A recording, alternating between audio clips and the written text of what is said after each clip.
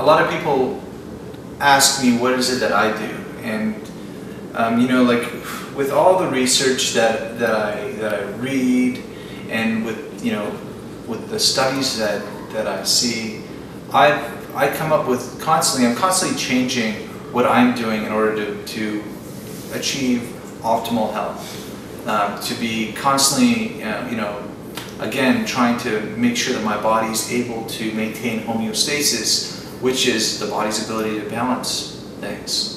In order to achieve health, your body has to maintain homeostasis constantly. And so there's different things that we look at, or that I look at, and I try to put into my body the right things. Now, you know, I'm always going to be breathing in the air, you know, and unfortunately, we don't. What is air? You know, people. This is something that a lot of people don't realize, that when we're out, you know, driving around or breathing in air that's right next to a major highway, it's different than breathing in air that's like out in Colorado or up north in Canada.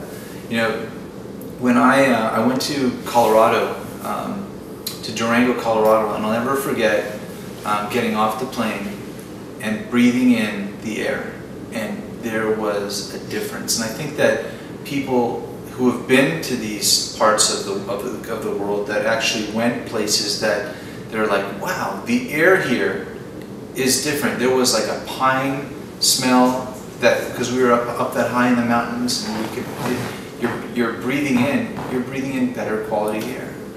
And rather than being in the city, and you know, there's a certain smell when you're in the city. Well, it's invisible, but we're breathing in chemicals. So one thing that I always recommend to my patients is to change their filters on their, you know, for their AC, you know, every, I don't know, 2 to 3 months. You know, the environment is so toxic in the city that we really have to change these filters.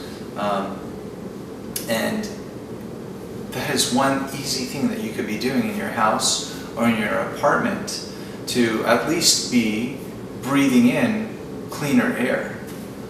You could purchase also, you know, air filtration systems for your rooms that will be able to, you know, clean the air in your house. I think you remember a long time ago that they used to have these oxygen bars, which is a great concept, but I don't see that many of them anymore. And a lot of things that we do now with patients that snore, or even patients that are having you know, different types of conditions, is that we measure their, you know, while they're sleeping, how much oxygen is actually getting into their system.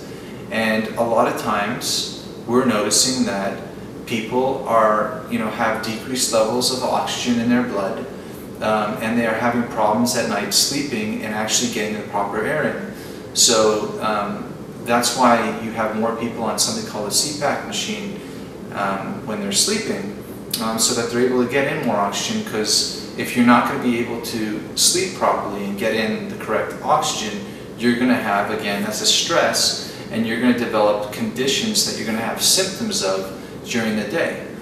And a lot of people are having these problems. So I recommend that you guys change your air filters and do what you can to make sure that you're breathing in as much clean air as possible.